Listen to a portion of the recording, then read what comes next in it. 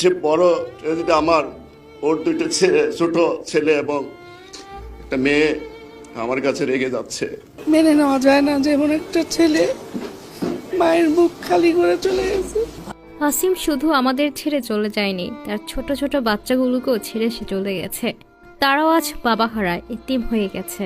একমাত্র সন্তান পাইলট আসিম জাওয়াদকে হারিয়ে শোকে কাতর চিকিৎসক বাবা আমানুল্লাহ। প্রিয় সন্তানের লাশ সামনে রেখে বুকে কষ্ট চাপা দিয়ে তিনি জানালেন, জীবনের ঝুঁকি যেন একমাত্র সন্তানকে তারা বিমান বাহিনীতে পাঠিয়েছিলেন, কিন্তু তাদের রেখে সন্তান এভাবে চলে যাবে সেটা কখনো ভাবতে পারেননি তিনি।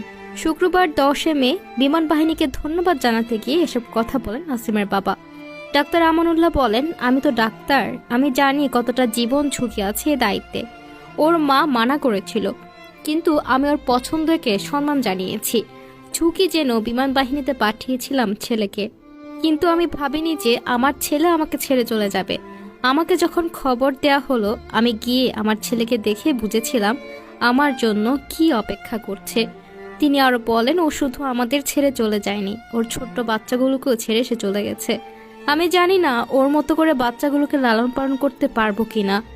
এ সময় তিনি বিমান বাহিনী সহ সংশ্লিষ্টদের ধন্যবাদ জানিয়ে বলেন, আপনারা আমার সন্তানকে যেভাবে সম্মান দেখিয়েছেন, চট্টগ্রাম, ঢাকায় এবং মানিকগঞ্জে সব জায়গায় যেভাবে আমার সন্তানকে সম্মান জানিয়েছেন, সেটা আমাদের জন্য গৌরবের।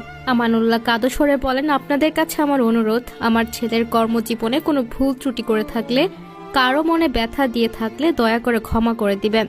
ওয়াসিম জাওয়াদের লাশ পৌঁছালে সেখানে এক হৃদয় বিদারক পরিস্থিতির সৃষ্টি হয়। সেখানে দেখা যায় তার মাকে আত্মচিৎকার করতে। অবশেষে মানিকগঞ্জে চিরনিদ্রায় শায়িত হলেন পাইলট আসিফ জাওয়াদ।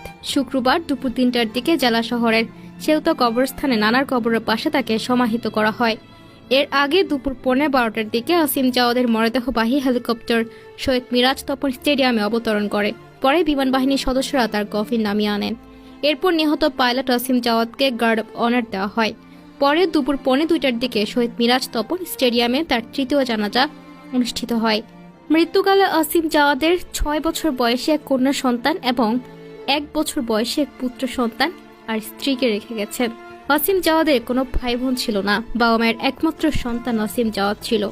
আসিম জাওয়াদের মরদেহ বহনকারী বিমান বাহিনীর একটি হেলিকপ্টার শহীদ মিরাজ তপনউদ্দিন স্টেডিয়ামে নামলে সেখানে কিছুক্ষণ পর হেলিকপ্টার থেকে আসিম জাওয়াদের মরদেহ কাঁধে করে নামিয়ে আনেন বিমান বাহিনীর সদস্যরা। রিফাতের মরদেহের সঙ্গে তার বাবা ডাক্তার আমানুল্লাহ, স্ত্রী অন্তরা আক্তার এবং তার 2 সন্তান হেলিকপ্টারে আসেন। ছেলের মরদেহবাহী কফিন দেখে কান্নায় ভেঙে পড়েন মা নীলুফা খানম সহ তার স্বজনরা।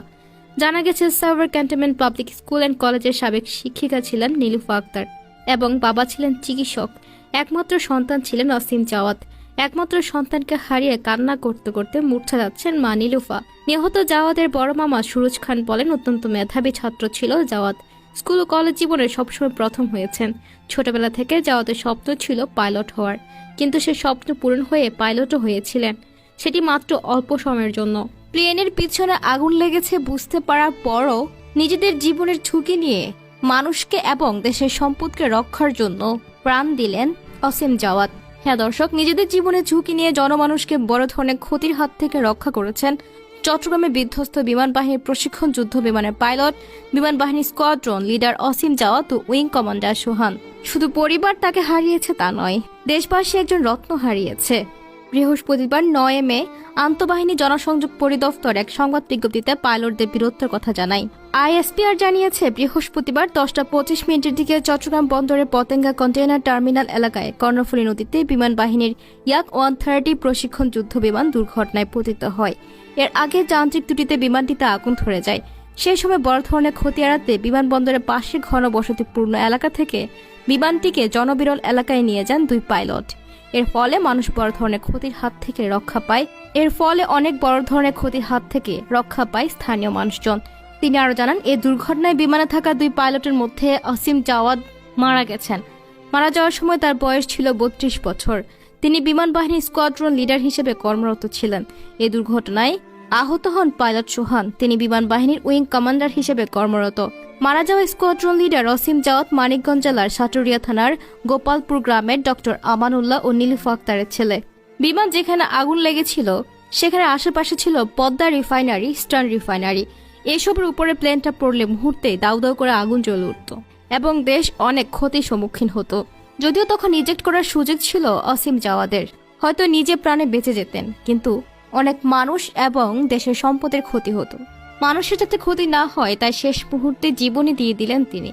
ইঞ্জিনে আগুন লাগার পরও বিমানটি শেষ মুহূর্ত পর্যন্ত বাঁচানোর লড়াই করেন।